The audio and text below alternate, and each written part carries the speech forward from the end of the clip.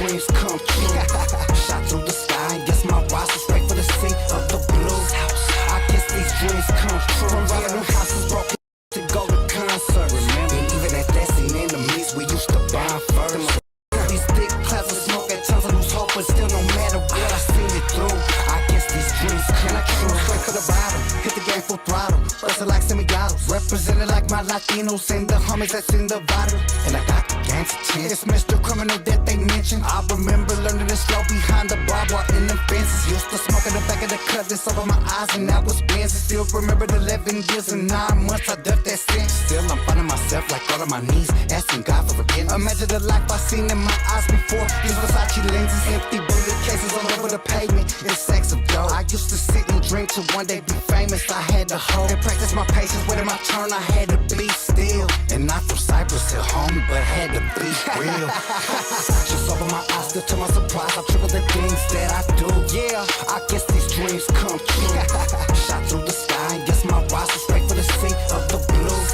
I guess these dreams come true. From robbing houses, broken to go to concerts. Remember, and even at that scene, enemies we used to bond first.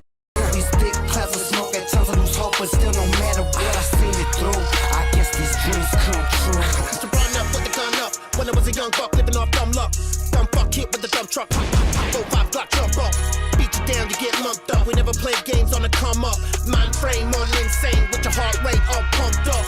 Ingested in the beast's belly. Hell is hot, but the weed smelly. Many plot cause they all jelly. Empty thrives what they all tell me. Handle mine with no emotion. I hit the block 3-wheel motion. Flicking ass out the window coasting. Green thumb slow roasting. Street life to the show hosting. A small pond in a damn ocean. Big dreams, only one notion. Flip the game, make a name boasting. When your name's spoken, let the fame soaking. By the same token, we came broken. Stay smoking to keep level. On focus, my mindset. Just over my eyes, still to my surprise, I triple the things that I do. Yeah, I guess these dreams come true. Shot through the sky, guess my rise is straight for the sea of the blue. I guess these dreams come true. From robbing houses, broken to go to concerts. Remember, and even at that scene, enemies we used to bond first. These thick clouds of smoke at times I lose hope, but still no matter what I seen it through. I guess these dreams come true. I never be locked up my whole life, what they telling me.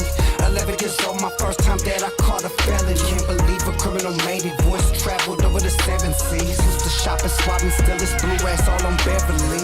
I never be locked up my whole life, what they telling me. 11 years old, my first time that I caught a felon. Can't believe a criminal made it. Voice traveled over the 7 seas. Used to shop and swap and still this blue racks all on Beverly. Dreams come true. I still remember when they told me I wouldn't be shit. When I was stuck at the bottom, they forgot about me, and no one accepted my call. Remember the days I was taking the buses. If I was on foot, I was running from law. 1338 straps on my drawers. Black electricity tape wrapped around the hands. Grew up as a band. Came up from working to show me exactly what plans do. Let's go. Kill them with success, exactly what my plans do. Haters, I can't stand you. Running circles round them with finesse. Up a less on my Chevy when I flex, yes. Don't wake up for the one as I'm taking respect. And ain't nobody giving me shit. I'm taking the rest.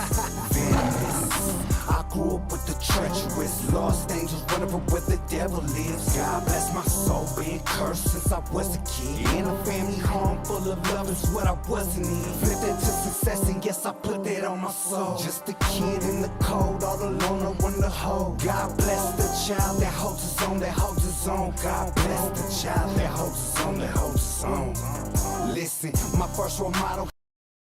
The same spot he used to serve it. Victim of the game, a didn't perpetrate the same. My first memory of a homie getting D's. And his next door neighbor was blasting things. Across the street was a connect, so it was all in the same. A sick society. Grew up where the homies used to preach neighborhood love, brainwash. Figured out. God, can you catch me if you see me fall? Remember back in the days I used to bless them things and saying was all in. I used to hear the penitentiary. Got in the past, now with this rap, yeah, I'm ballin'. I grew up with the treacherous, lost angels running from where the devil lives. God bless my soul, being cursed since I was a kid. In a family home full of love is what I wasn't in. Flipped into success and yes, I put that on my soul. Just a kid in the cold, all alone, no one to hold. God bless the child that holds his own, that holds his own. God bless the child that holds his own, that holds his own.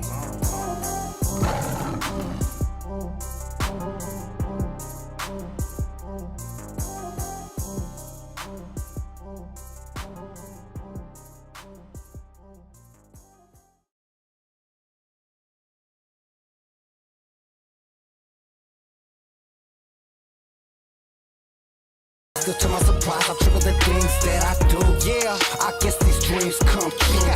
Shot through the sky, guess my rise was straight for the sea of the blue. I guess these dreams come true. From robbing houses, broken to go to concerts. Remember, and even at that scene, enemies we used to bond first. These thick clouds of smoke at times I lose hope, but still no matter what I seen it through. I guess these dreams come true. Straight for the bottom, hit the game full throttle. Bustin' like semi-autos, represented like my Latinos and the homies that's in the bottle. And I got the gangsta chance. It's Mr. Criminal that they mentioned. I remember learning this slow behind the barbed wire in the fences. Used to smoke in the back of the cut, this over my eyes, and that was Benz. Still remember the 11 years and 9 months I ducked that sense. Still I'm finding myself like all on my knees, asking God for forgiveness. Imagine the life I seen in my eyes before. These Versace lenses, empty bullet cases all over the pavement. It's sacks of dough. I used to sit and drink to one day be famous. I had to hold and practice my patience. Waiting my turn, I had to be still. And not from Cyprus to home, but had to be real. Just over my eyes, still to my surprise, I triple the things that I do. Yeah, I guess these dreams come true. Shot through the sky, guess my rise was straight for the sea of the blue. I guess these dreams come true. From robbing houses, broke his to go to concerts. Remember, and even at that scene, enemies we used to bond first. These thick clouds of smoke at times I lose hope, but still no matter what I seen it through. I guess these dreams come true. To run up with the gun up when I was a young buck living off dumb luck. Dumb fuck hit with the dumb truck. 4-5 Glock jump off. Beat you down, you get lumped up. We never played games on the come up. Mind frame on insane with your heart rate all pumped up. Ingested in the beast belly. Hell is hot, but the weed smelly. Many plot cause they all jelly. Empty thrives what they all tell me. Handle mine with no emotion. I hit the block 3-wheel motion. Flicking ass out the window coasting. Green thumb slow roasting. Street life to the show hosting. A small pond in a damn ocean. Big dreams, only one notion. Flip the game, make a name boasting. When your name's spoken, let the fame soaking. By the same token, we came broken. Stay smoking to keep level. On focus, my mindset. Just over my eyes, still to my surprise, I triple the things that I do. Yeah, I guess these dreams come true.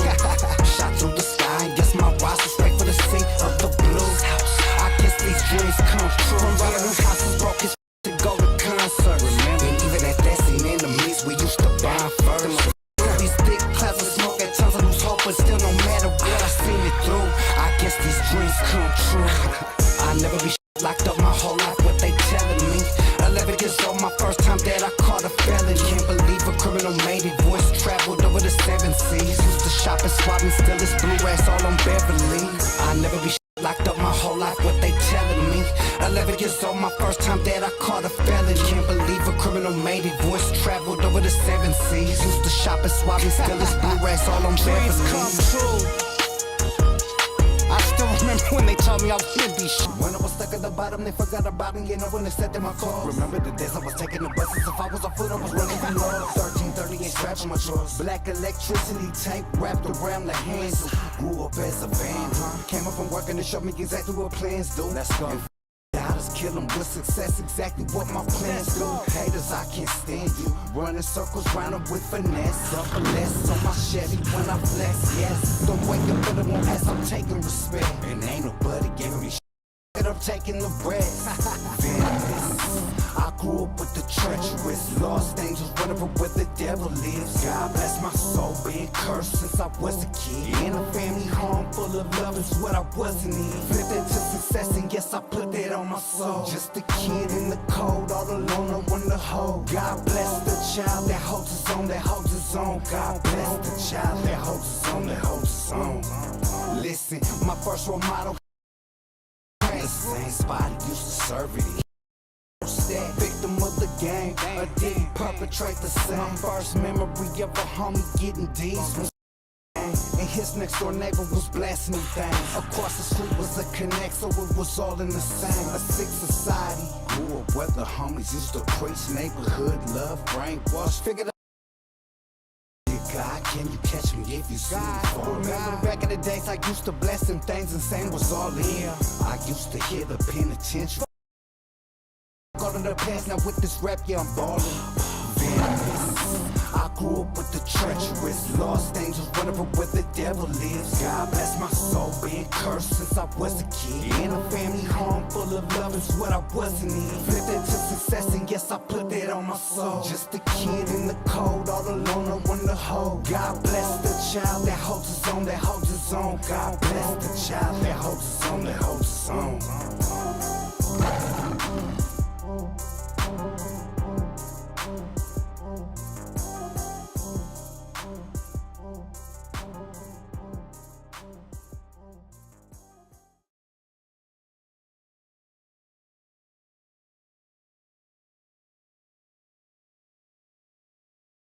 Still to my surprise, I triple the things that I do. Yeah, I guess these dreams come true. Shot through the sky, and guess my rise is straight for the sink of the blues.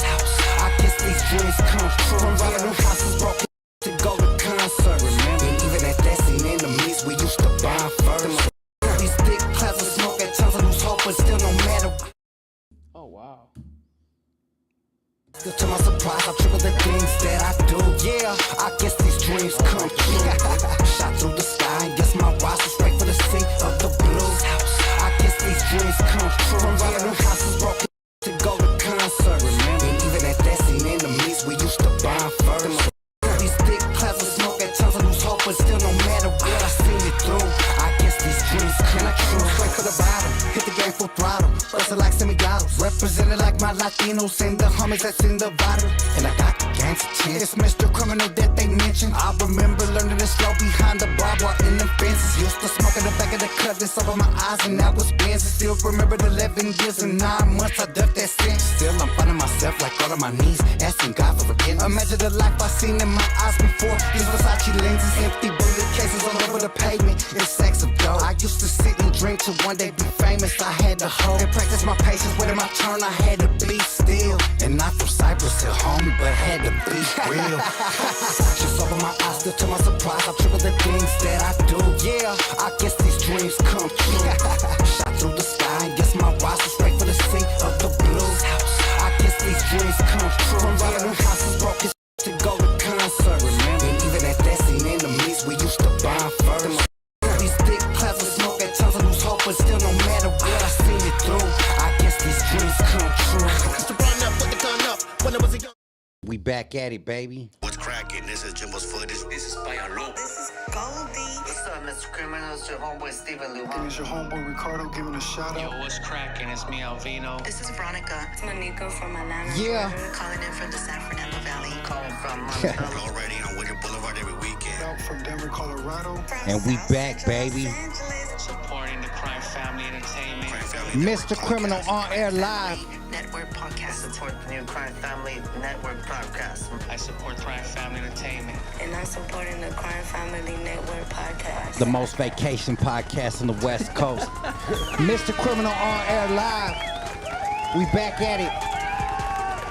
First leap year of our podcast, February 29, 2024. And we back at it with another episode. Fresh off vacation, fresh off a couple weeks, hitting the jackpots, tables, pinball machines, top dollar, blackjack tables, all that until the sun comes up. But we back at it. Much love and respect to all my people out there. You know how we do it, Mr. Criminal on air live. And tonight, we got a legend in the legal game. We got the most famous attorney on the West Coast, the homie attorney Rosenberg. What's poppin', homeboy? Hey, first of all, much love for having me. Proud sponsor of the show. Absolutely. Fan of what you do. And like you were saying before, this is Leap Day. Yeah. It's magic. It only happens every 4 years. So Yeah. knock on wood. And me and the homie been trying to get this popping for a minute, but he's always busy with the very important cases. And we had to be very patient with his schedule because the homie had to lend us some time off of his schedule. You know, he has a lot of things going on. Very, very responsible homie. But he does get it in with the West Coast. Saw him at the show with Conejo. Done a lot of things with him. He was in our video with King Little G, America's Most Wanted. Showed up in the middle of doing what he had to do. You know, came straight from the courthouse and said, I'm right here, whatever you need from us. So shout out to the homie, attorney Rosenberg, our #1 and most solid and most loyal sponsor. And as we say that, we want to get into our sponsors of the week.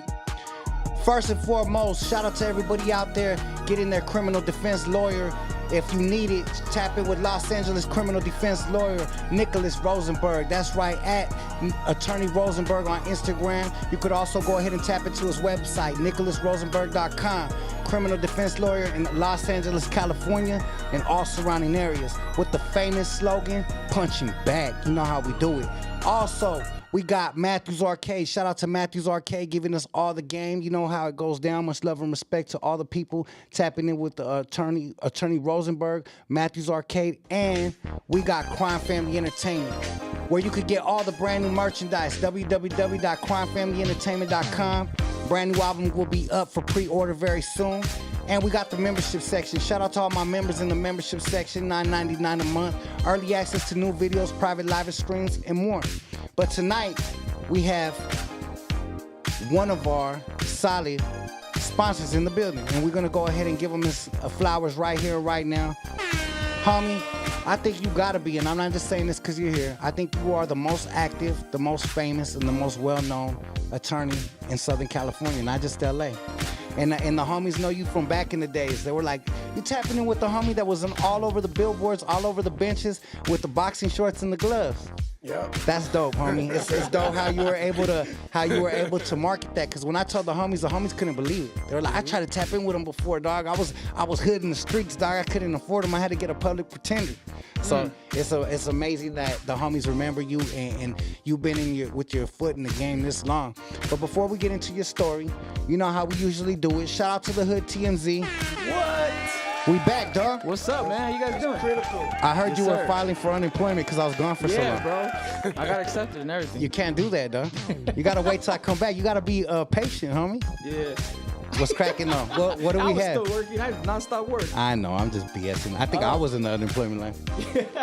It's all love, though. What's cracking? What you got on the news? I got one news story right now. Let's see. Let's go. AT&T network services outage that left tens of thousands of customers across the U.S. without calling or data capabilities. Was that real? Yeah, man, for hours. And it is now under investigation by New York's top prosecutor, New York Attorney General Letitia James. She announced on Thursday that she will be investigating the cause of it. Damn. So the blackout saw users unable to make calls, send texts, access internet for up to 12 hours. Many unable to call 911. Damn. So at its peak, AT&T saw more than 71,000 of its customers with no service. That's and crazy. Guess what AT&T did? What's that? They said days after the blackout, AT&T said it would apply a $5 credit to affected customers. That's insane, homie. And $5. people are paying a lot more money than that monthly for their bills, homie. What do you think about that, big dog? So in the law, we have something called a class action lawsuit. Mm-hmm. And when you have an injury, let's say there's an injury for 1 million people. Yeah. So the way class actions work is the attorneys are the ones who get a percentage of the settlement, but the individual consumer will get a check for $4.36. Wow. But there's 1 million of them. Yeah. So this is the logic and the rationale that AT&T is doing. They're chopping it up with the 71,000, offering a $5 credit. They should give you the whole month free, right? That's insane. That's insane. I think you should get a whole year free if someone was actually hurt and had to call 911 and they were asked out. What about those people? People might have lost their lives off of that. I mean, damn. That changes things, right? That Obviously. changes everything, dog. I mean, that could be what we call a cause of action. Okay. Meaning they might have the ability to sue. Okay. But that's all civil. Those words, that's civil. Yeah. So I try to stay in my lane with the criminal. I see. I'm with the criminal. Hey, you're with the criminal right now. It's all love, man. And shout out to the homie. He said, you know what? He's so fly. He came in Gucci down. Look at him. With his silk blue suit. Damn. He said, dog, the headphones are going to throw off my game, dog. I got to stay away from the headphones. So we gave the homie his flowers and we say, you don't have to rock the headphones, homie. We could rock it just like this. So we're going to go ahead and take over like this. But yeah, what else you got on the news? Well, look, I don't know much about it, but I was very interested when I heard you guys talking about Trump and Biden. I guess they went to the border. Oh, wow. That's crazy. Attorney Rosenberg. I know that's a lot of people are in an uproar over that. I know a lot of people have a lot of different views. What do you think about that?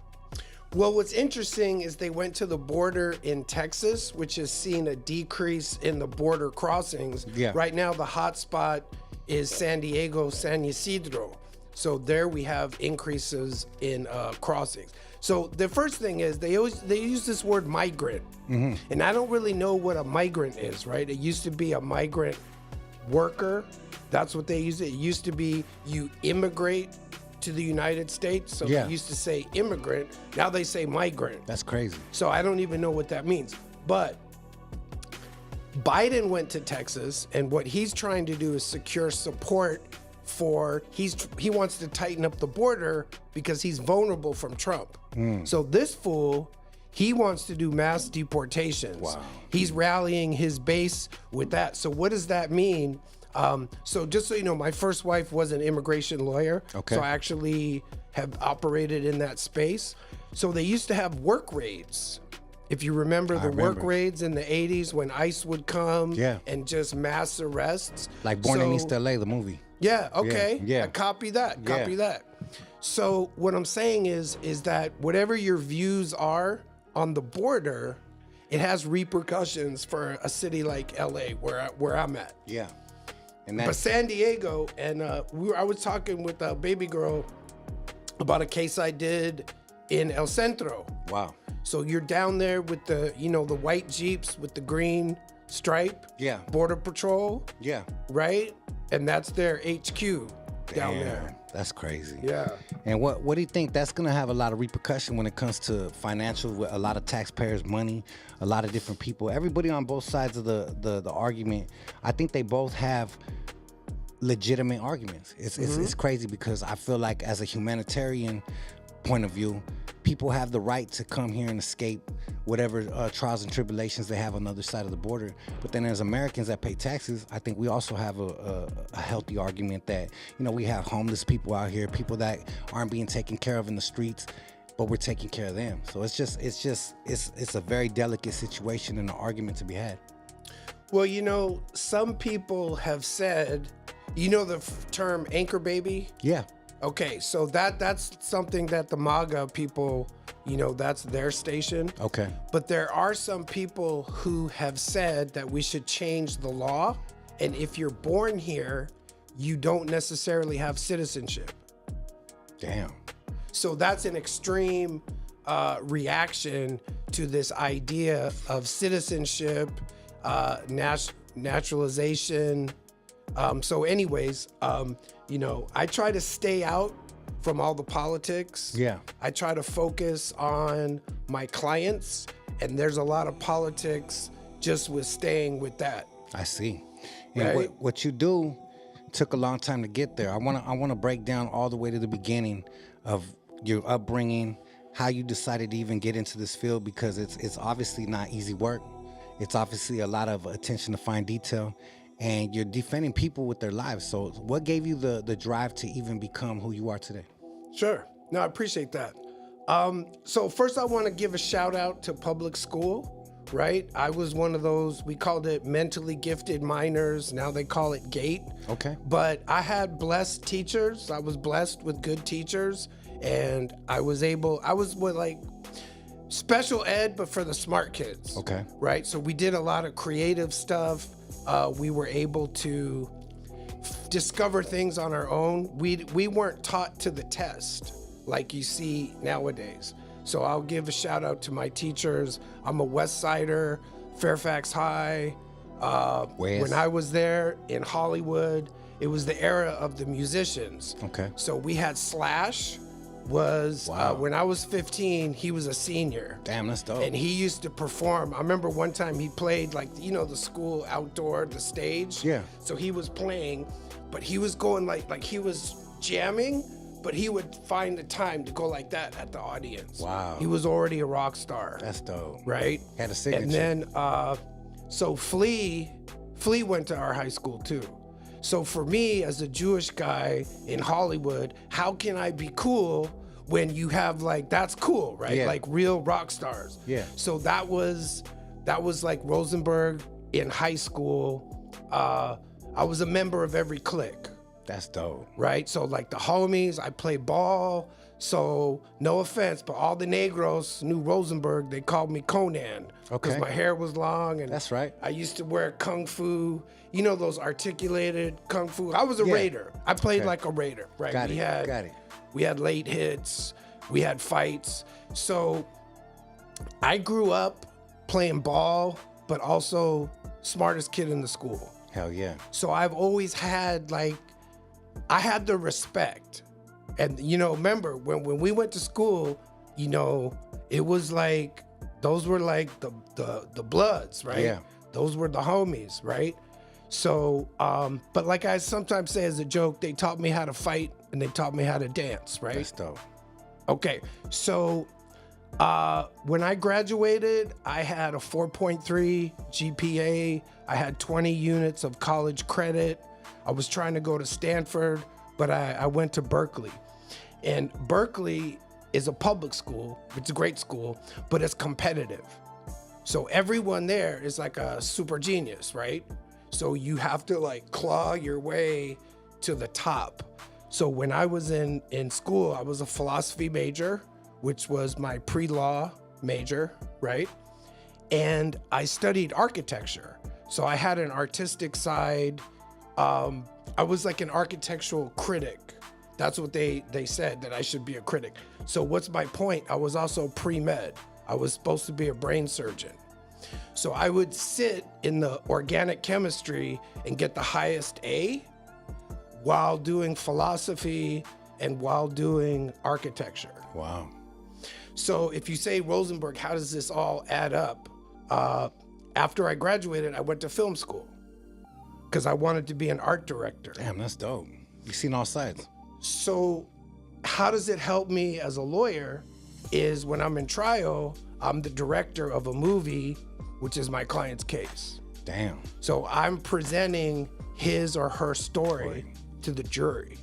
So that's how it kind of all comes together. Before law school, I was a community organizer in the high crime, low income neighborhood in San Francisco, the Tenderloin, pretty much like Skid Row.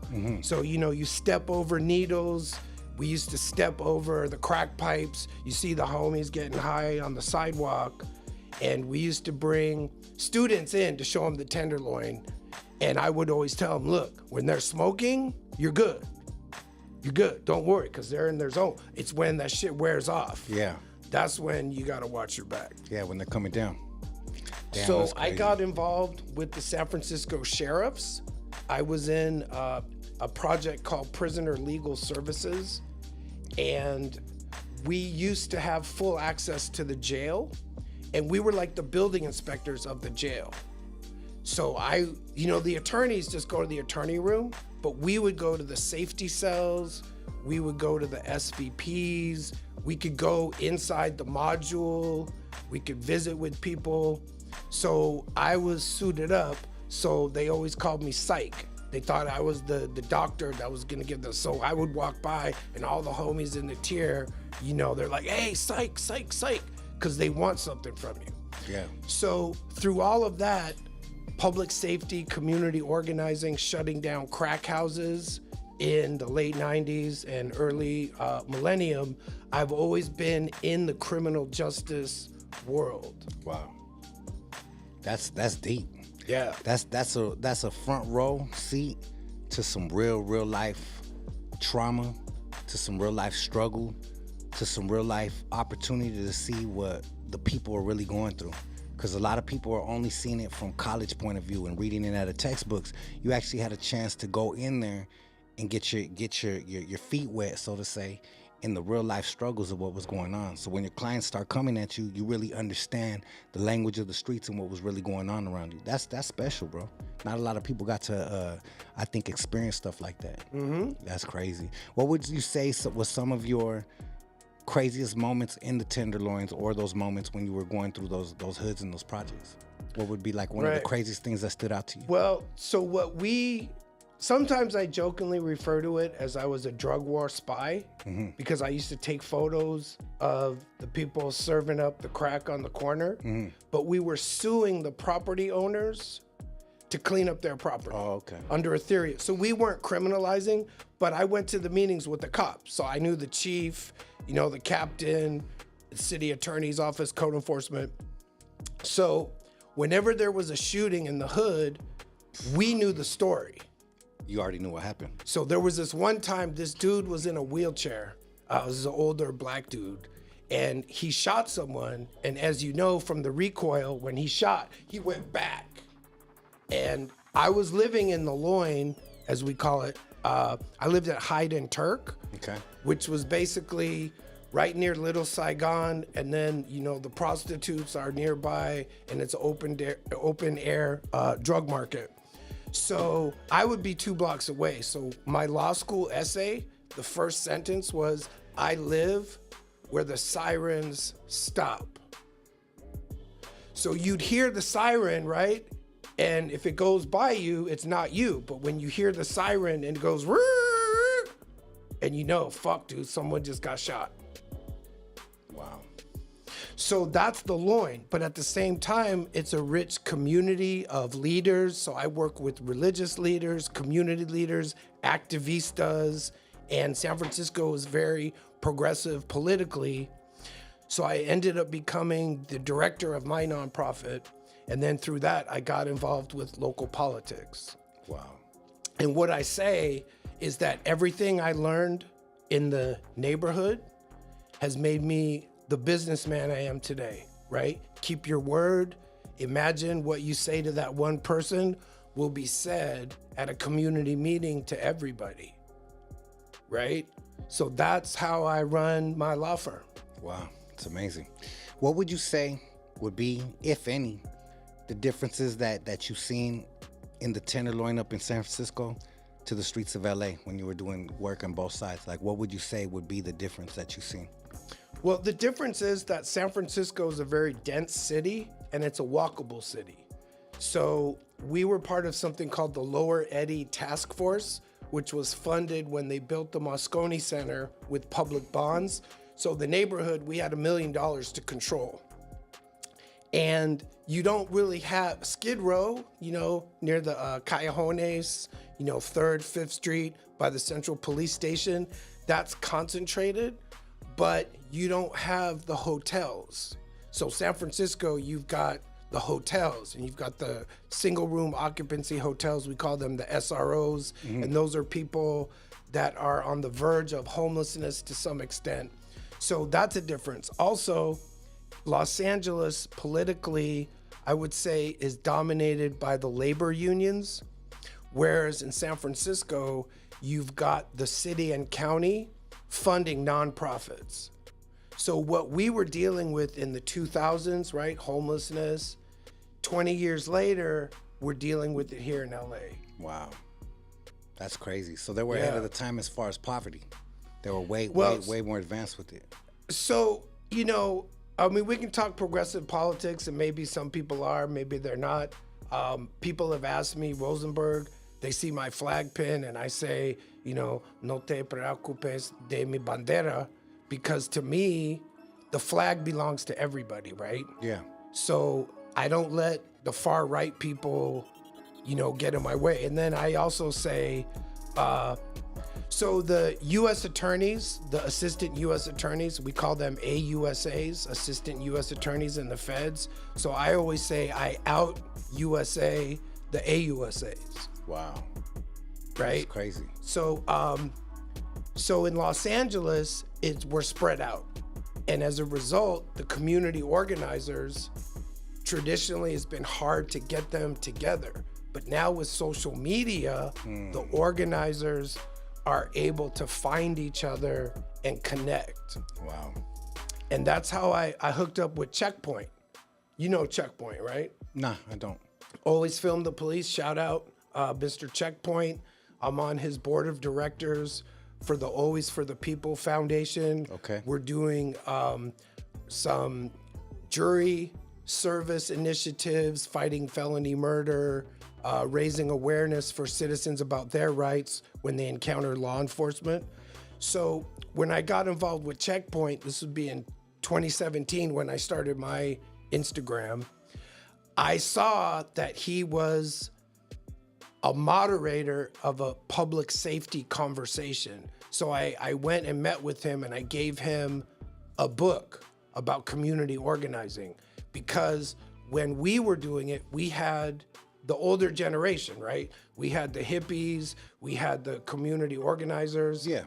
My boss was a two-striker who did 10 years in, VSW and Chowchilla, and she was the one that shot called the riots. Wow. Okay, so she got clean and sober, and she's the one that discovered Rosenberg in the TL. Okay, wow. So we worked with a lot of ex-offenders, right? People who have been to prison, people who did dope. She introduced me. We had a dude, he was with the Black Panthers, bro, back in the day. So with all these life experiences, right? When my clients come in, I know what it's like to have the cops light you up and to be scared.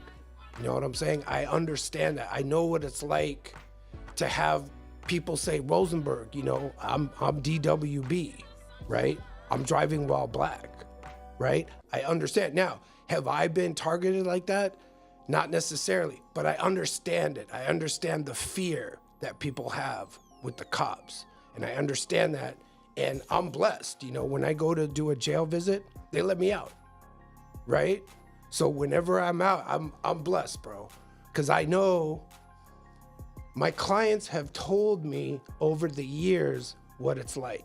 And I see it when I see them. And I've said this before, you have about 30 seconds with a new client when they're scanning you, and they're gonna say, this dude's full of shit, or this is a real one. Yeah. Especially if you've been to prison, right? For sure. Because it's like, right?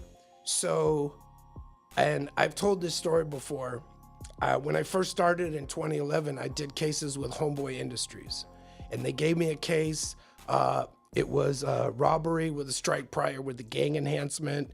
So 235, he could get 10 on that, plus 10 for the gang enhancement at 85% for the robbery. So my client was, and I can't say the hood, but they're famous for their graffiti. They're down in South LA. And he was so blasted out because I'd done gang cases as a public defender in juvie, but it wasn't like the LA culture, right? So I saw my client and I was like, I've never seen anybody like that. But he taught me to look through the bars and look at his eyes. So I had to learn to not let all that stuff get in my way. And I repped him on that. I got him 3 years and he was happy. Wow. He ended up with his cellie. They say they raided his house, right? So they found a hacksaw blade, 2 phones, and 3 shanks. So this dude, I can say he was from Puente, okay? So big neighborhood. And my client got me that prison case. It was an ad charge, right? So he was serving time on a 245B. He got 9 years on that high term, which he didn't have a good lawyer. But my client reached out to me. And I was like, look, when the homies reach out, you respond. So I did that prison case. I ended up getting him, I think, 1 year. But I would go to Sacramento once a month on the Friday prison calendar. So the prison calendar, dude, this should be a show, okay? So the prison, Old Folsom, they don't want to drive the inmates to court. So they have video court. And the public defenders have an office basically like inside the prison where they do their interviews. But I would try to get my client transported so I could talk to him. And he was a funny guy because I would try to throw Spanish at him and he's like, Rosenberg, I don't speak Spanish. And I would keep like saying, hey, palabra, man, listen. And he's like, Rosenberg, I don't speak Spanish. So anyways, 2 guys stood out on the prison calendar. They were like twins and they were pro-per and they had long braids. So these 2 dudes are appearing in front of the judge with their shades on from video, from ad charges. And I was like, bro, I've never seen anything like this. Wow. So I do learn stuff with every case. If you're not learning something new as a lawyer, then you should pack it up, roll it up, right? Straight up. So my clients are the ones who have taught me because I learned how to learn from them, right? That makes sense. Because they're in the life, right? I have clients, I can't say names, but I have guys who have been locked up for 40 years. Now, do you think they know something about prison that I don't? They're like my professor, right? Absolutely. So I learned how to learn from my client. And when my client and I are like this, right? Like during jury trial, I'll put my arm on my client, we whisper, we pass notes, because I want the jury to know that even though it's first-degree gang murder by firearm, I'm not afraid of my client. He's a person. I'm humanizing my client. And the jurors watch because, and this is something, my clients do. They don't always understand the legal terms, right? So we argue a motion and they don't know. But there's one thing my clients know very well, and that's body language. So they always tell me, yeah, Rosenberg, when you said that, the DA got really mad. And then I saw that the DA made the judge mad, right? So they know like the raw emotions inside the courtroom. That makes sense. And jurors are the same way, right? Nobody wants to be on a jury. So, this is what I say. There's 10,000 LAPD. There's 1,000 district attorneys, 250 city attorneys. Yeah. So if Rosenberg causes the fumble and I get the not guilty, I keep the win for the homies. That's dope. Right? So that's why I'm passionate about this work, because it's very hard to get a fair trial if you're an alleged gangster, right? Those are the people that everyone will cross the other side of the street, right? They don't like the graffiti. So I've had cases. I did a big case. I can speak on it. It was Florencia versus the East Coast Crips. And I got my client a not guilty. There's a lot of backstory on that case. But getting the not guilty verdict when my client's DNA was at the crime scene, right? And how did I do it? I presented a story to the jury about a flawed LAPD investigation. And they were able, so what I did is, so the decedent in that case was African-American, right? East Coast Crip. But I left 3 black jurors on the jury. And most people say, Rosenberg, are you crazy? This is black versus brown. But I knew there was this one lady, 60 years old from Chicago, and I knew that she didn't trust the cops. Okay. I knew it. So I composed my jury and I called my gang expert, which is, shout out Alex Alonso. That's my gang expert. And as I always say, when I have Alex, I win. So tapping into the emotions, I got the jury to distrust the cops and the gang cops and the theory of the prosecution. So that's the power that a trial lawyer can have. Wow, that's amazing, bro. And people don't realize the type of background and the connections and all the hard work that people got to put in just to defend somebody. Because like you say, you have to call in experts. You have to get DNA stuff. There's so many different moving parts that go into it. What would you say is the most challenging part that comes along in these trials? And what's the thing that you enjoy the most when it comes to defending your clients?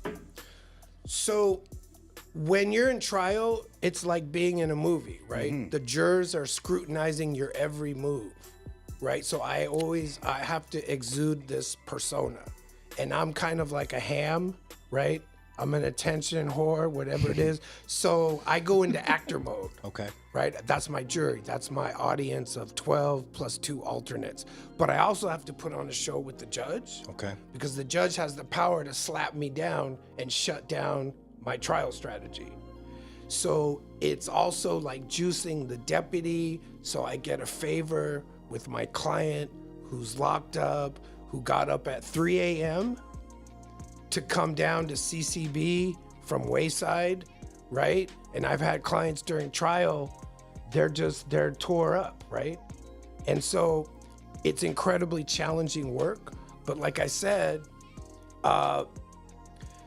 so, you know, we did one of the big guys, right? I don't want to speak on it too much, but a 7-week trial. Okay. And so much prison gang evidence came out. His cellie flipped on him. He testified for 12 hours. I did the closing argument. But what we were able to do, what I was able to do, is show the jury that my client knew the informant was a rat, and therefore he never agreed to anything with him.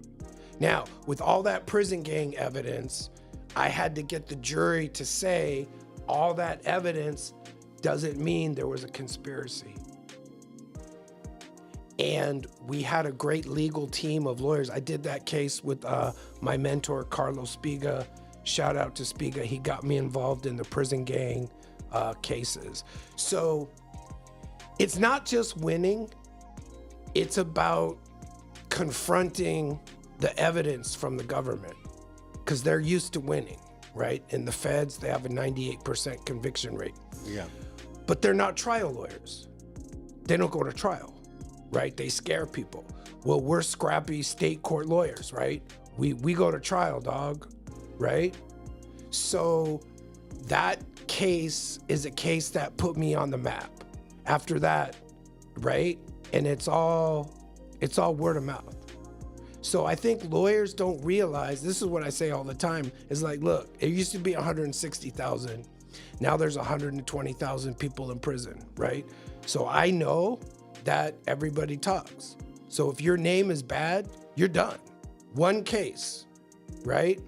So they run my name and they say Rosenberg's good. Wow. So that's my audience right there. 120,000 dudes who are locked up. That's crazy. That's right? You have to keep your reputation good with that, for sure. Now, when it comes to balancing your client list, is that like a situation where you keep it limited per month, or like obviously you can't take on 50 cases at once. So how does that fluctuate? How do you work with that? So the way I do my cases, I tend to do my cases slowly. And there's a reason, there's a trial strategy with that. I try to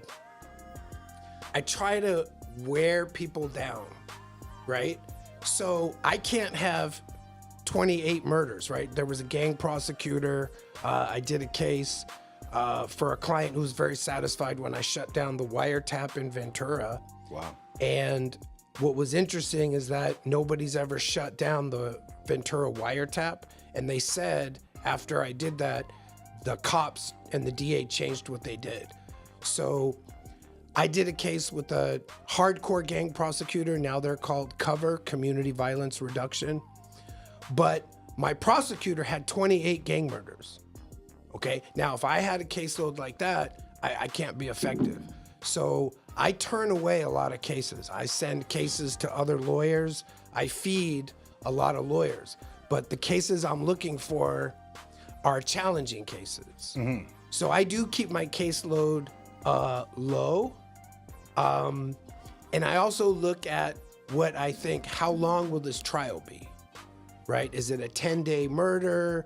Is it like a 3-day, he said, she said, domestic violence? So, and I also, as a private lawyer, this is really fun. So I love my job, right? And I'm good at my job. Yeah. But so the public defenders, they have to wait until a case is filed because they get appointed in court, right? Well, as a private lawyer, I can talk to the cop even before they finish their report, right? I can talk to the DA before they file. So being a private lawyer, we have a lot more that we can do to help our clients. And I shut investigations down all the time. Wow. That's crazy. So you have to be limited. You have to be low key on how many you take on. And you have to be calculated with every move that you make, because your reputation is just as important as the people you defend. That's a very important thing. I was going to ask, what would you say was the hardest part of learning what you needed to become an actual attorney? Like, how long did it take you? How long was the schooling? And what was the parts, if any, that was like, damn, this is a hump that's a little hard to get over, or being a gay kid, or the type of mentality that you had in school that you were so good in, did that just get you breezed right past everything? So I took a break from college to law school, and I did, community organizing, politics. So I was in my first semester of law school with people who just graduated. So we're talking about the gym and when you kind of let it lag and then you think you can go back to where you were, that same level, but you can't. Yeah. So I was kind of out of shape, right? Mm-hmm. So my first semester in law school, I got C's, and I couldn't believe it because I'm a good writer, right? You try to write a philosophy paper. And so a lot of people know my story. My first wife was a lawyer. She's the one that got me into the law. Mm-hmm. And she told me after my first semester that you need to quote the facts. So in a law school problem, they give you a set of facts, and then they tell you what are the issues we have to spot. The rule, it's called IRAC, right? Issue, rule, analysis, conclusion. But I was light on the facts. And so she told me, Nicholas, quote the facts. And ever since that, I started getting A's. Wow. So when I first started, I wasn't in the game. Damn. It took you some time to actually grasp the whole process of it and learn how to just not have the textbook knowledge, but to actually apply the game and the tricks of the trade, so to say. That's crazy, man. So how does being a criminal defense lawyer help you in your personal life? Like, is there things that you take into your life that you're like, what's that? Usual suspects, play to this the West. The vest won't work cause we aiming at your head. My residents, we represent the West Side. Usual suspects, so what's next? Just let's ride. Usual suspects, play to this the West. The vest won't work cause we aiming at your head. Mr. Criminal, young dopey on the tag team. He's supposed to fell asleep and woke up from a bad dream. From the West, we them usual suspects. Grew up with convicts, gangbangers, and roughnecks. Stacking hustle, making that money like daily the subject. In the back of the homies, wiggle strapped up, ready to bust text. And what's next? Became a warden of the state. Used to lock us up in cages, running from places we used to conquer. And if it ain't about them dollar signs, not on my mind, won't conversate. Tony Montana, the world is mine, I used to contemplate. Catch me in that S550, chasing this paper, got no time for Since I entered number one, I used to claim it and I dominate. In a city full of drama, gotta dodge the snakes. Lost souls, dodging them demons, I never lost the faith. Usual suspects, play to this the West. The vest won't work cause we aiming at your head. My residents, we represent the West Side. Usual suspects, so what's next? Just let's ride. Usual suspects, play to this the West. The vest won't work cause we aiming at your head. Mr. Criminal, young dopey on the tag team. These supposed to fell asleep. Yeah.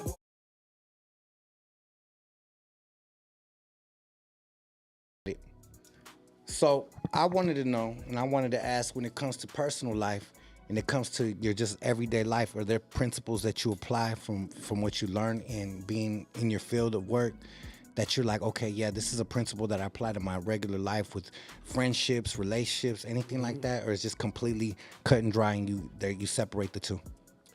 I'm pretty much on duty 24/7. Okay. So when I'm not in court or writing motions or doing trials, client meetings, I'm going through my DMs, which are all case inquiries, right? I put a lot of time into my social media. Yeah. So I'll sit with a little glass of wine, answering DMs. I put myself out there, right? So I like a lot. So I follow 7,500 accounts. Wow. But I actually look at them. You know what I'm saying? So I have a lot of info, like the rappers, right? Yeah. I follow them, I see stuff. I remember, I've got a photographic memory. So I see all this stuff. So I'm always doing that because I'm always building my practice. But as far as personal life, you have to keep your word, right? So some people think lawyers, we manipulate people, right? People don't trust lawyers. They say we're shady, we're sneaky. Mm-hmm. So I don't use the word manipulation. I use the word persuasion. Okay. And persuasion means I'm offering you a choice and you're selecting based on what you know. That's the power of an advocate, right? That's what lawyers really do. So I offer the judge a reason to do something for me and my client. Okay. And this is a judge who's been a lawyer for a long, long time. And some people don't trust defense lawyers, right? A lot of judges are very pro-prosecutor. A lot of people are pro-prosecutor, right? I get comments all the time. Oh, how can you represent those murderers, those gangsters? We should deport those guys. We should lock them up. How do you live with yourself? I see. Right? And so the power, the real essence of being the lawyer is to advocate. And, you know, in French, the word for lawyer is avocat, right? I forget the word in Italian right now, but it's, anyway. So, and also abogado, right? Abogado comes from the verb to advocate. And so I'm not the one who's facing 50 to life, right? But my client is. So I have to advocate for my client to try to translate my client's story to a judge who has a tremendous amount of power, right? Or to a jury, which has a tremendous amount of power. So the business that I see myself in is persuasion. It's like politics, right? Wow, that's amazing. Now, would you ever consider when you're done with being an attorney, or if you ever decide to step down, what's your view on politics? I see that you rep the American flag on your suit, right? Proudly. Would that be something that you would ever be interested in, like community work, being like an advocate of the community, anything like that? So my role is really more like I'm a nonprofit board member. I operate kind of behind the scenes, and I do my community work with Mr. Checkpoint and the initiatives. So I'm more like the guy you want to run, you call Rosenberg. And if I like you, if I trust you, I'll bring you into the community. Yeah. And that's more me, right? I don't need to run for office. For me, it's like the community is the power, right? Mm-hmm. And so politicians are really good at talking, but people feel manipulated and used, right? But to me, as a lawyer, there's a whole community behind me. And so that's where I operate as far as the politics. That makes sense. Yeah. That's a good question, though. Yeah. So I know that you have a situation where you got thrown in the limelight a lot of times with different cases. But there was a big case that came up in Victorville. Mm-hmm. And it was a big situation. I don't know if you're free to speak on it. I don't know if you want to speak on it. But I think that a lot of people in our community were pretty much in an uproar about it. And I think that they got a lot more support than they realized because of their mission. Is there anything you want to speak on that? Sure. So the first thing I'll say is we call it the Justice 8.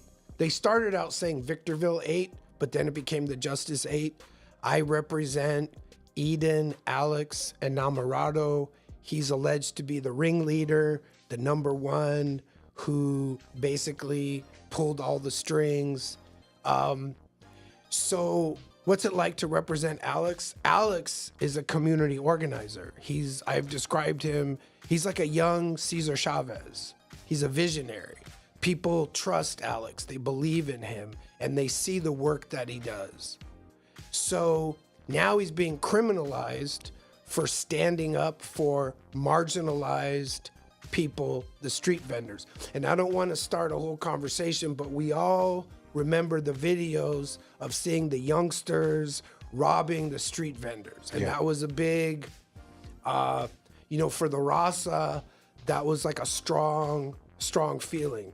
So, what Alex does is, and I don't want to say the wrong thing, but Alex has reached out into the Paisa community. Okay. Right?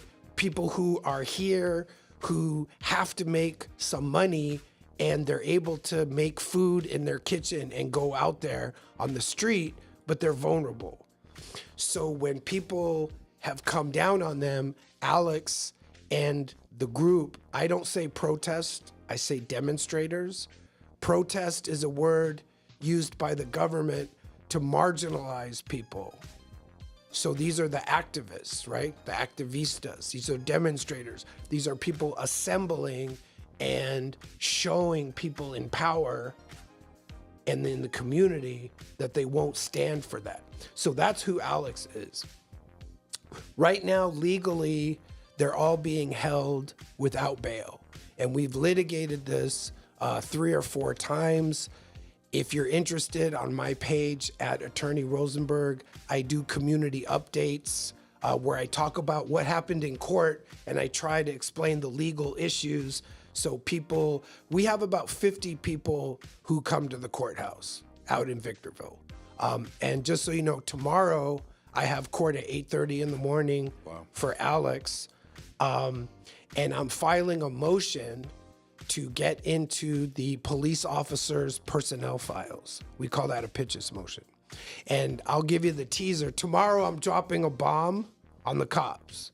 And I'll give a community update after court. But basically, we caught them lying. And we're gonna expose their informants without jeopardizing the informant. So it's like a huge, huge thing in the case. So the community rightfully feels outrage that they're all being held without bail. And I get a lot of people saying, this guy's a rapist, he's got $500,000 bail, why isn't Alex out? And the reason is, you know, the last judge was not willing to put his name on the issue of letting them out with terms and conditions. So we now have to go take out a writ, W-R-I-T, which means we're asking another set of judges to look at what the judges in the Victorville Superior Court have done. And we're in the process of doing that. So this case has been, I've learned a lot on this case. Now, I've been to Victorville before. I've done a bunch of cases out there. I've actually done cases with RDA. I did a major crimes or the high publicity cases. So I did one with him. I know who he is. And I got a great deal for that other client. But in this case, it's like every single move is being watched. And the people who want to marginalize the vendors, they say the right-wing conservatives, you know, they've mentioned the mayor of Fontana as being part of this, as a conspiracy to shut Alex and the people down. So there are all these kind of intersecting trajectories in the case. But as a lawyer, I try to focus on the legal issue. And I really thought I had the judge poised to grant Alex bail. And then at the last minute, he said, no change in circumstances, therefore I don't have to reach the question of bail. So he basically said, you guys can take out a writ and let another judge do it. So I slightly misread my judge, but we're still fighting. Usual suspects. So that's kind of this the West. The vest won't work cause we aiming at your head. My residents, we represent the West Side. Usual suspects, so what's next? Just let's ride. Usual suspects. Player this the West. The vest won't work cause we aiming at your head. Mr. Criminal, young dopey on the tag team. These supposed to fell asleep and woke up from a bad dream.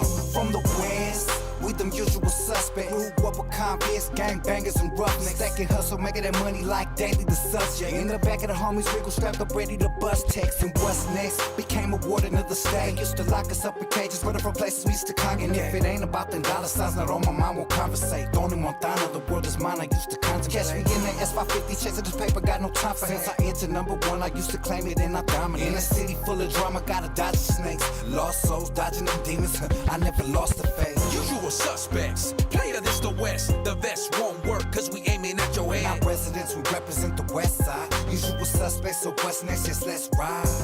Usual suspects. Player this the West. The vest won't work cause we aiming at your head. Mr. Criminal, young dopey on the tag team. These supposed to fell asleep and woke up from a bad dream. My agenda, no surrender. Used to bust out of a Nissan Integra. My pistol used to look like a hockey stick. From the land where Mexicans like to politic. It's It's obvious that we very uncontainable. Yes, my city Inglewood unfadable. From the cradle to the grave, we give it all. The power that we have through every street brawl. Shot calling, player, I'm a born leader. Wear my blue flag, Chuck Taylors and white beater. My side bitch is my girl's best friend. I swear, this criminal life I'm living on the edge. Usual suspects, player, this the West. The vest won't work, cause we aiming at your head. My residents, we represent the West Side. Usual suspects, so what's next? Just let's ride. Usual suspects, player, this the West. The vest won't work, cause we aiming at your Mr. head. Criminal, young Dopey on the tag team. He's supposed to fell asleep and woke up from a bad dream.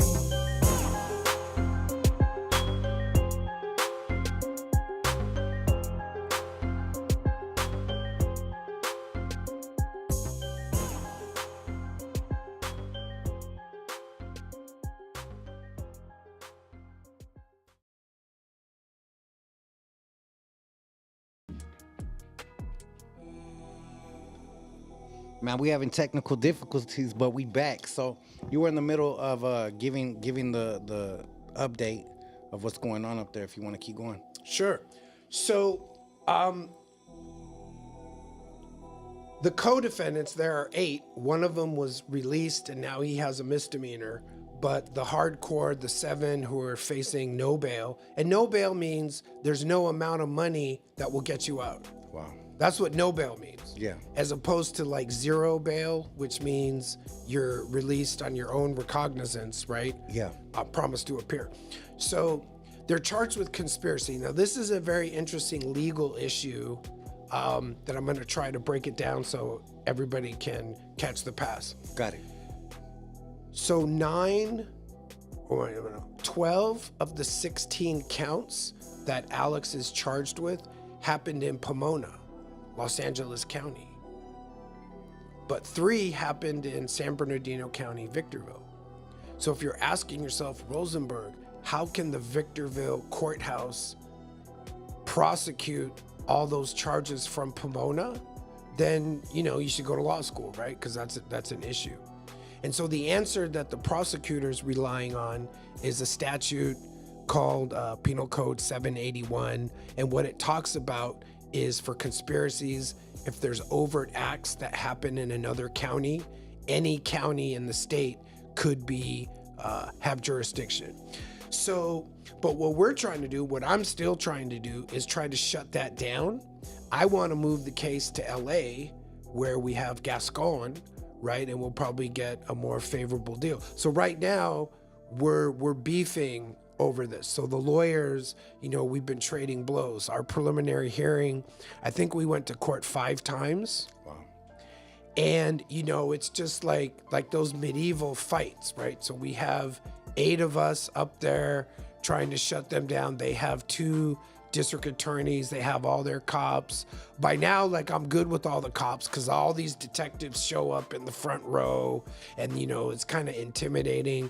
A lot of community members feel intimidated by it. So the vibe in the courtroom is that if something bad happens, the community members are there and they'll go, what? Or they'll, and when Alex was denied bail, on the second of 3 bail hearings, he yelled out saying, child molesters get bail. This is unfair. And the crowd was, reacting, and the judges order in the court, the bailiffs come. So one of the observers is Mr. Checkpoint. So Checkpoint basically is kind of like covering me doing the case. So he's making his platform available so people can tune in. So Checkpoint said, Rosenberg, I knew the judge was going to deny bail when I walked in, and we had 10 deputy sheriffs. So you've got about 40 or 50 people, community members, the whole front row are detectives. And normally there's 1 bailiff with 8 co-defendants, 7 co-defendants. You might have 1 or 2 other deputies. But when we walked in, there were 10. In other words, they were expecting an outburst. I see. So I was still, I'm an optimist. I believe I'm a very formal lawyer in court. I'm very deferential because I worked for the judges. That's how I practice law. And like I said, I thought we were going to get a different result. We could get Alex out. Now the issue is as a lawyer, you can't have emotions. So you lose, okay? So you still say, thank you, Your Honor, right? Talk to my client, talk to the bailiff, put my client in the attorney room so I can talk to Alex after court, explain what happened, explain what we can do about it now, right? So, and then what I do with Alex is I say, what do you want me to tell the community? Because I'm the one who can speak for him now. Because he, you know, if he had gotten bail, he wouldn't have had access to social media. They would have made that a term. But ironically, by keeping him in, the government's making him a martyr. And he can do a call from the jail and do a post. So what's happening is that the community has lost its leader and there's division happening. And Alex has me talk about those issues with his people, because it's not just the 40 people who go to court, who drive, 2 hours to Victorville and can take a day of work off to come to court, but it's the thousands of people. Since I've done this case, a lot of different people say, hey, Rosenberg, you represent Alex, huh? And they're like, we like what you're doing, man. Good luck, right? So Alex is one of the most amazing clients that I have. And the relationship that we have as the attorney and the client, I represent the team captain, so I have to be the team captain of the legal team, right? That's just how we roll. So it's a very interesting case. We have court tomorrow, and I am going to be dropping this bombshell. As they say, tune in tomorrow, and let's see what happens. But we're pushing back. We're pushing back on this thing. Yeah. And, the law on conspiracy is a very interesting charge, because all they have to prove is an agreement to commit a crime and one overt act. So I think we have 12 overt acts in this case. And like I said, most of them are in Pomona. Wow. Well, I'll tell you what, I've seen it on social media a couple times, obviously a lot of times because I follow you, but I didn't understand the case. I truly didn't. So you just educated me. I had no clue. We get so caught up in our own hustle and what's going on. I get so tunnel vision with life that I didn't really know what was going on. I knew it was something going on that was similar. I mean, I'm not gonna say I was living under a rock, but I didn't know the details of the case like that. So thank you for giving us an update like that. Do you feel like a case like that would be harder to fight than like your average criminal defense situation? Well, I mean, no bail traditionally was for, we would say, special circumstance murders. In other words, murders where it's death penalty eligible or life without parole, right? The California Constitution says basically no bail. Mm-hmm. There's a case that came out which is called In re Humphrey. People say Humphreys, but it's In re Humphrey, just to let you know. And what that case talks about is if you set bail above the amount that a defendant can pay, it's effectively no bail.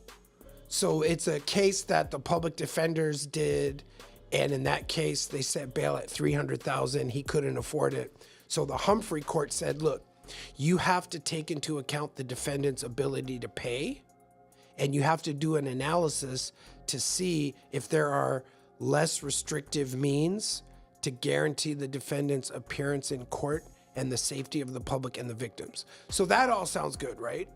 Like many things in criminal law, there's a dark side. So the judges now use that case to say, well, I'm not gonna set cash bail, and I'm concerned about public safety, so I'm now gonna say no bail. So the idea of reforming cash bail has led to the abuse of this no bail. And that's exactly what the Justice 8 are facing right now. Alex has been reading books. He did 10 Days in the Hole, and I've talked about this. he was in a cell that was 4 feet by 8 feet, and he's supposed to get 1 hour out of his cell. But if they bring you out in the morning, then the shift, they can wait the next day at night. So when he was in the hole, he had 36 hours one time without getting out of his cell. So and that's a condition of confinement issue. This is on my Instagram. But he's been reading books. So he told me he's reading about the New York 21. These were Black Panthers in the 60s who were held without bail, facing multiple conspiracy charges based upon their political beliefs. And he's reading about the East LA 13, which was obviously in East LA, similar idea, conspiracies for activism. And he told me, Rosenberg, it's happening again. So that's this case. A lot of people have said the future of free speech, political activism, this case threatens to shut that down. So it's really, I think everyone should be following what happens on this case. Wow. I think the fact that you've taken this on is a heavy responsibility. I think the communities are watching, and I think that at the end of the day, you have a good heart, because at the end of the day, without emotions being involved, you still are taking on a lot of responsibility with this that affects a lot of people's lives. So shout out to you for defending what you believe in is the right thing to do. Now, when it comes to you as a human being, what do you think is the biggest misconception that people get when they see you on Instagram and they see you in these fly suits and defending criminals, so to say?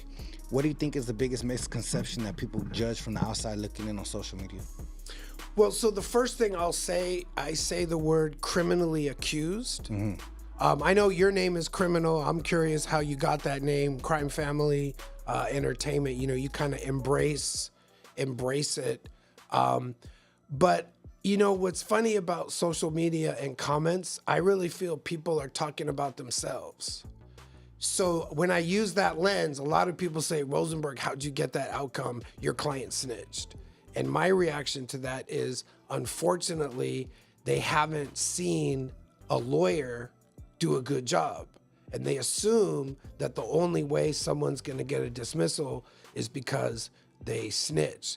So when I see that, that's not the energy that I want on my page. Most of it is Rosenberg, much love, fam. Mm-hmm. You're standing up for the people, the pueblo, the raza. So I think some people get that wrong. People talk trash, right? So people say, oh, I don't trust a lawyer with a Gucci tie, whatever it is. But I know that my clients, they want to see Rosenberg G'd up. Damn. Right? Drop the mic on them, homie. Yeah, they do. That's dope. Because I'm the guy they're sitting next to at trial. Representing. Right? I'm the guy who I'm embracing my client. And a lot of my clients are looking at life in prison. Wow. So let's switch it up, and I want to ask, because I know that you enjoy the fruits of your labor. I know that you enjoy music. You enjoy the Hollywood, industry. I want to know, what is your favorite thing to do in the pastime? What do you like to do when you're in your pastime and you're away from everything, all away from being, in the courtroom? What do you like to do? So I'll answer in Spanish, right? Yo era cocinero. So I'm a cook. Okay. And I've been cooking since I was 15 in the restaurants, and that's how I learned my Spanish. That's beautiful. Right? So the guys, I've told this before, but my first word, they pointed to the knife and they said, peligroso. And then they pointed to the oven and they said, caliente. And that's how it was. So, I had to work at the age of 13. So I like to cook. So after court and everything, right, I cook garlic, chilies, I cook spicy, kind of Asian, Italian fusion. I've made tamales before. So that's how I unwind, glass of wine, relax, kind of the European lifestyle. I'm not a fast food guy. I'm a slow food. Nowadays, they call it being a foodie. The words that we used to use, you know, gourmet, gourmand, epicure, those are the words that I use to describe that. So that's what I like to do in my free time. Hell yeah. And how did you get into the love of the Chicano rap game? Because I see that you navigate and gravitate more towards this lifestyle and this type of music. What got you your foot into that area? So I'm blessed, you know what I'm saying? I started doing gang cases when I was in juvenile as a public defender, and I really did a deep dive on it. And it's just kind of like, you know, when one thing happens and then the next door opens and then you're ready for the next thing that happens, right? So I told the story of how me and Conejo got together.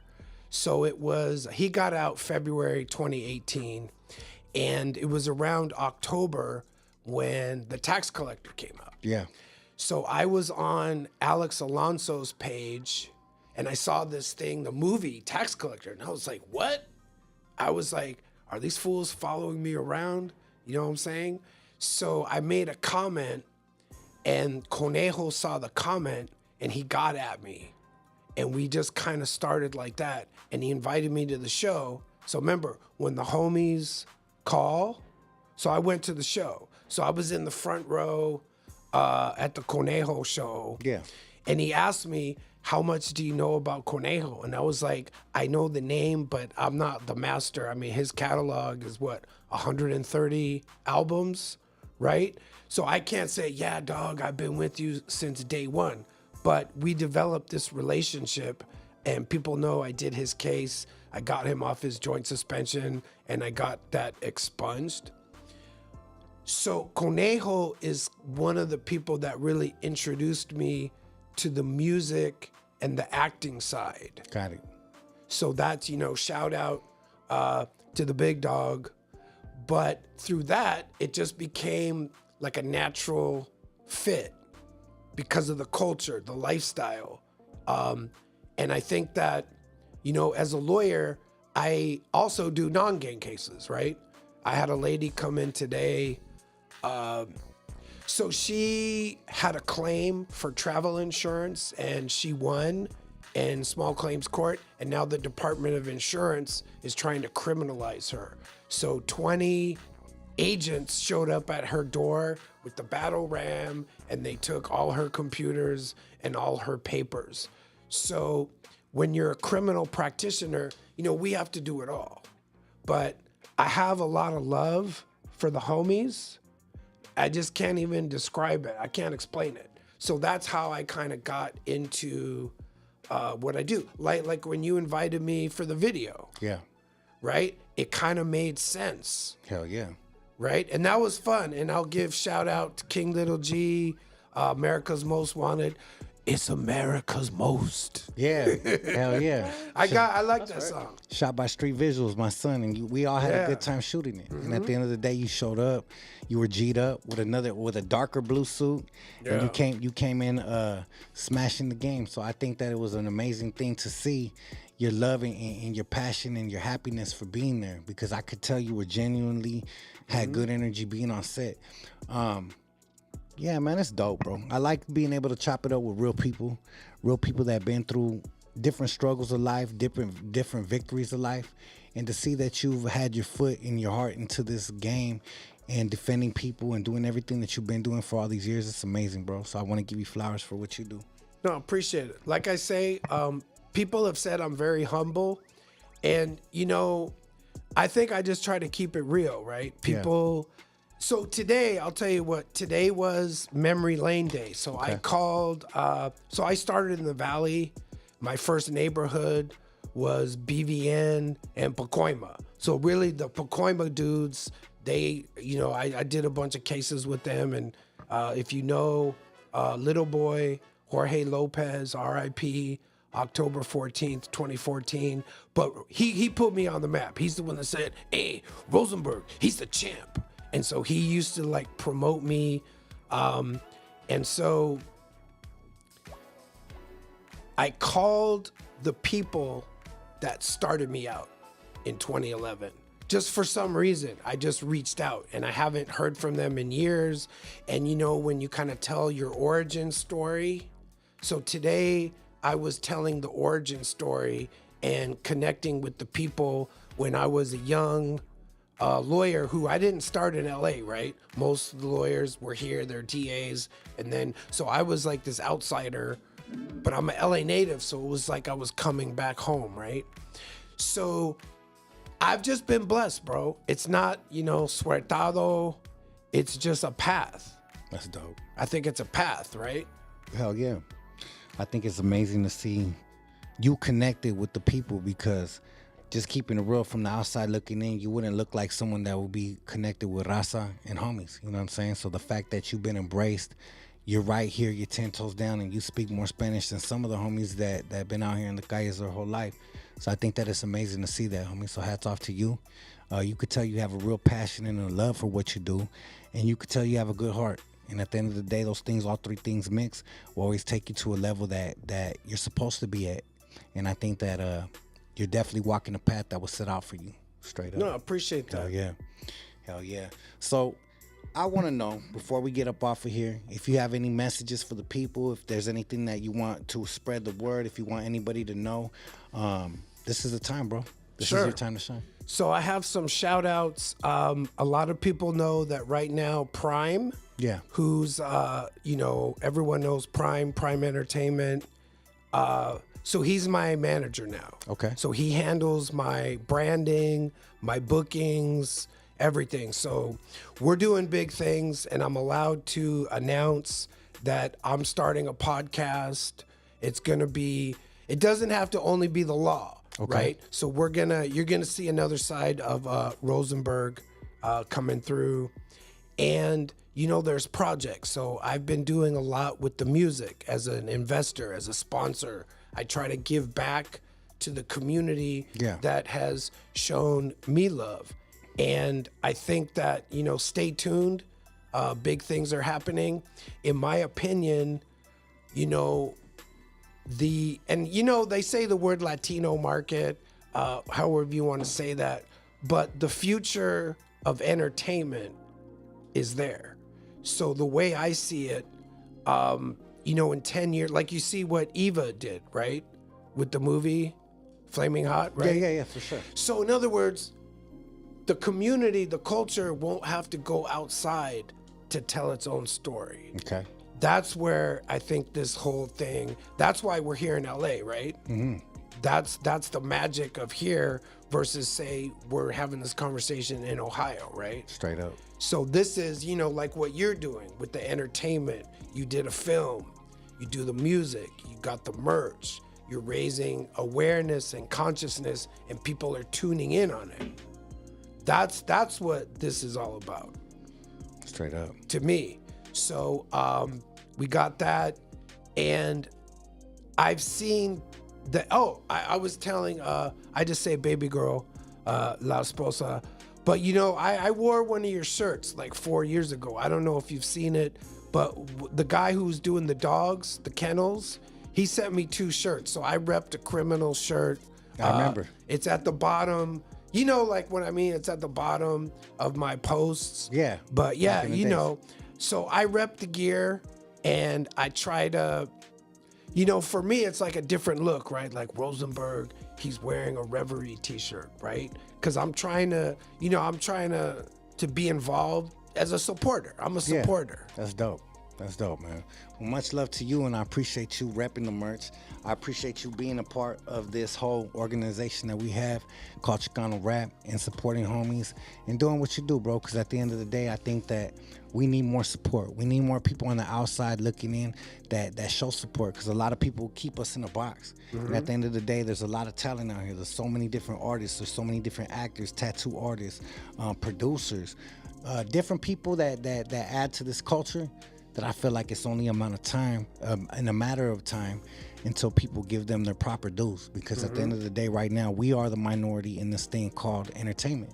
So we will eventually break free, and our stories need to be told. And I think that it's amazing that people like you are behind us, supporting it, sponsoring it, helping the people that are on the other side of the fence all the way to right here, homie. So support to you. Shout out to everything that you do.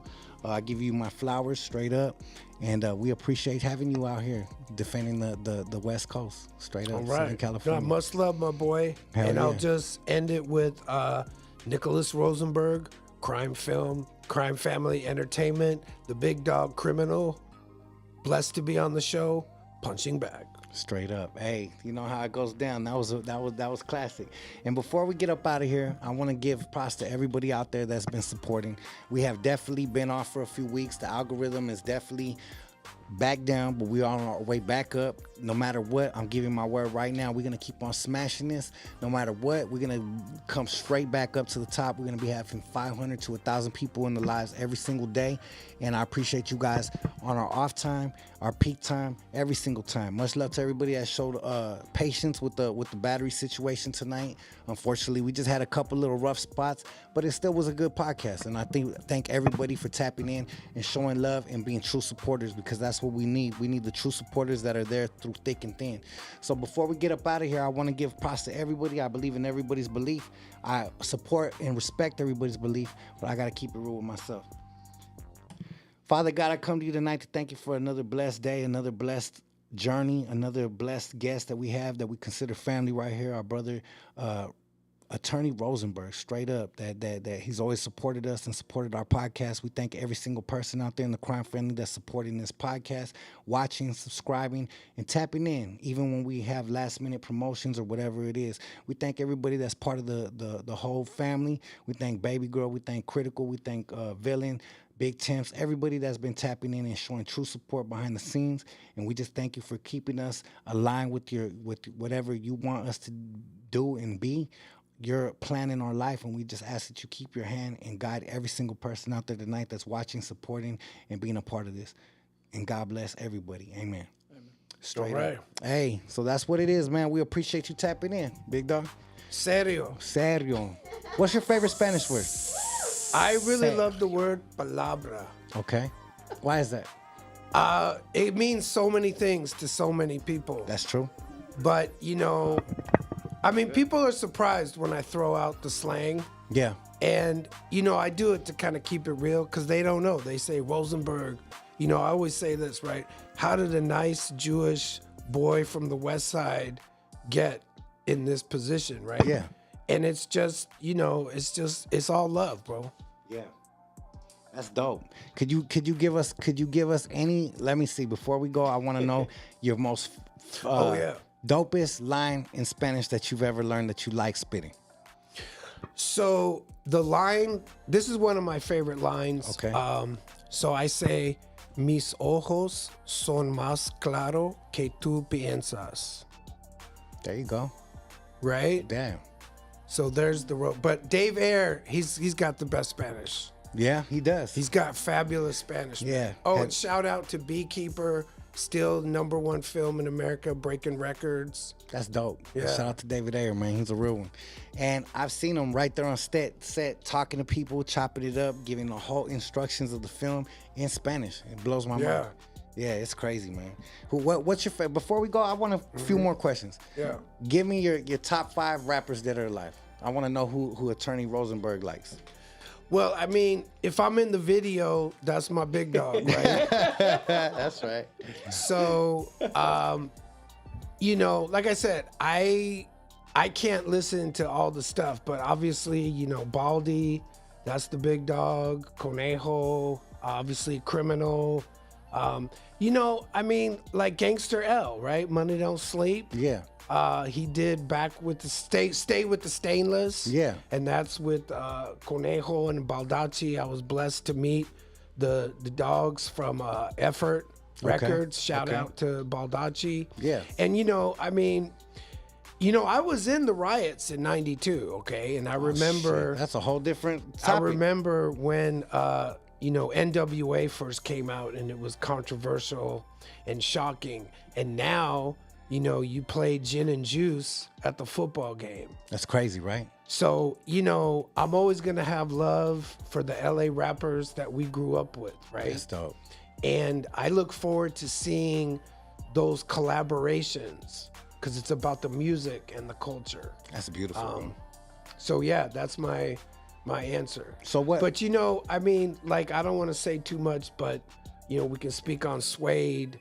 You know, that was a very cool cat, man. I have much love for Suede, R.I.P.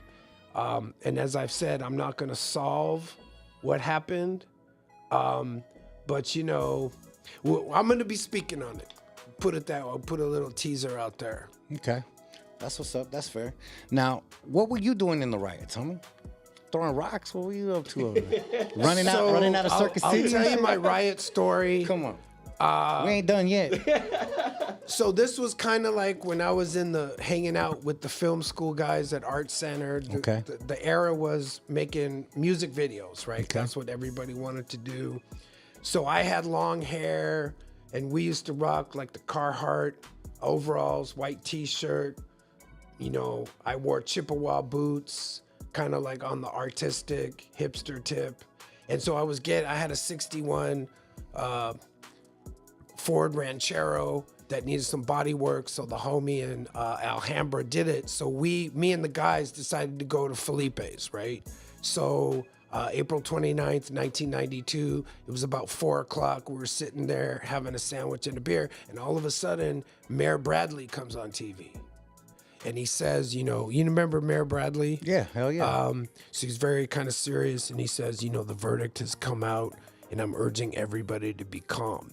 And then they showed like Parker Center. So we were like, 5 blocks away? So we said, fuck it, dog, let's go down there. So we walked down there, and this was the old Parker Center before, they have the new chief of, which my office, by the way, I can see the chief of police, LAPD headquarters. So what it was a phalanx of about 12 cops, and they're like all, shoulder distance apart, and they're standing in front, and they're kind of daring the crowd.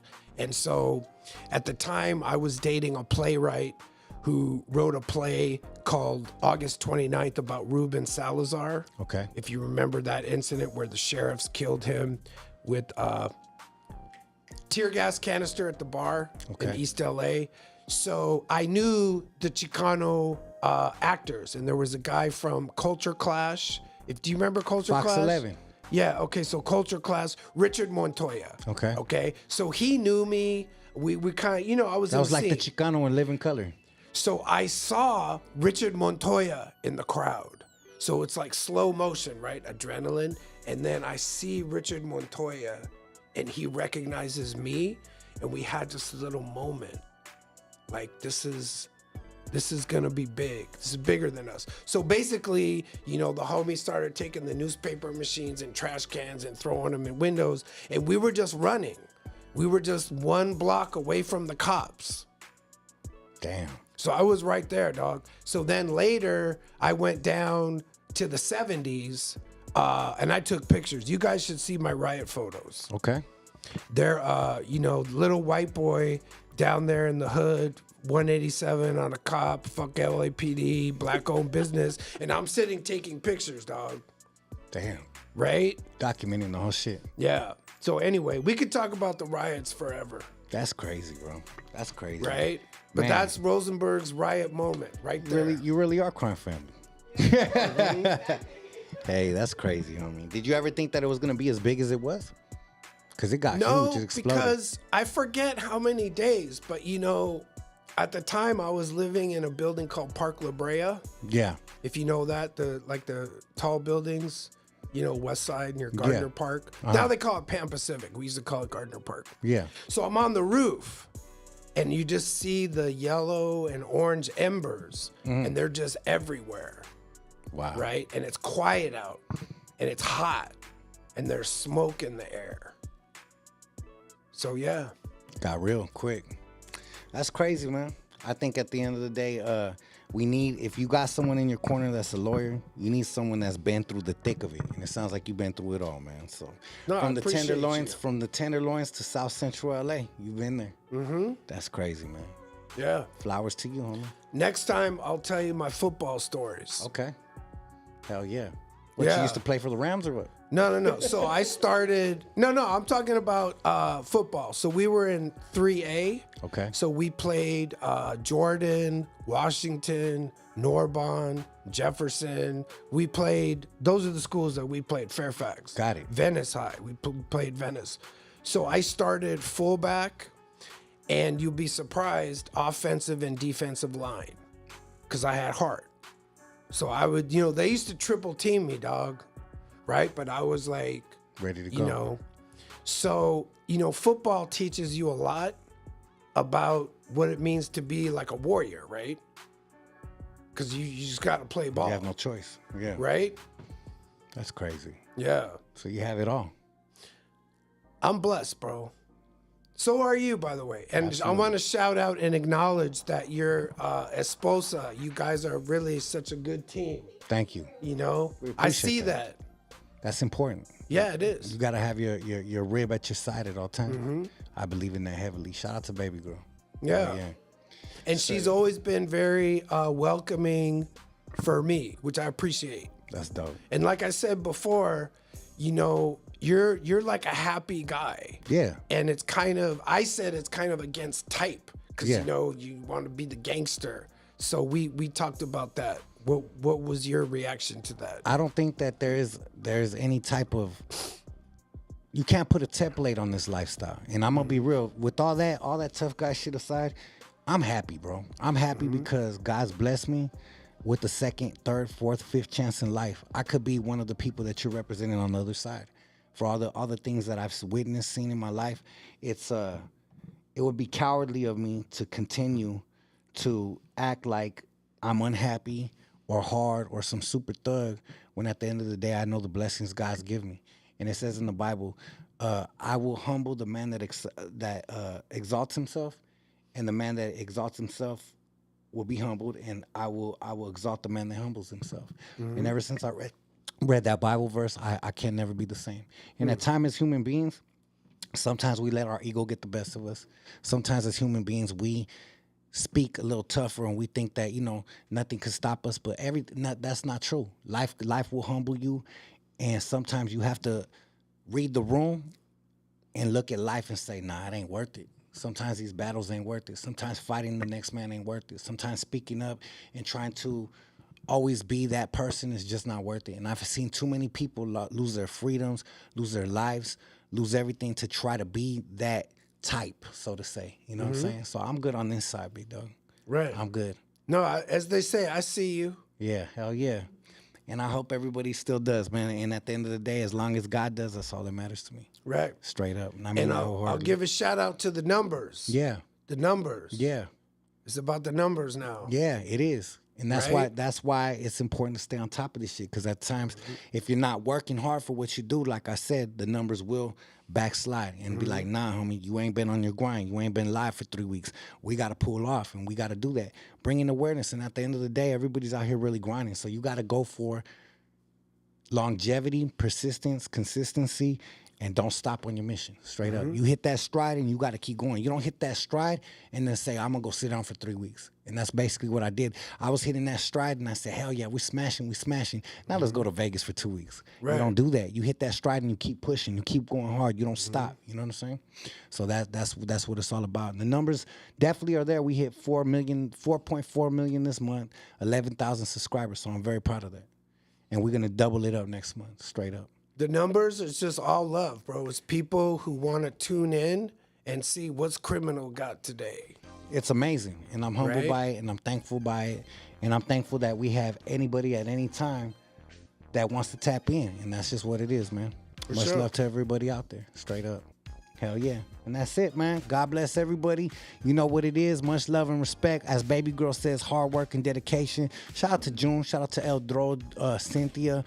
Everybody that's been in the chat nonstop all day, every day. Much love and respect to Attorney Rosenberg. Go ahead and give him a follow at Attorney Rosenberg on Instagram. And much love and respect to everybody out there. God bless. And we out of here. Wes.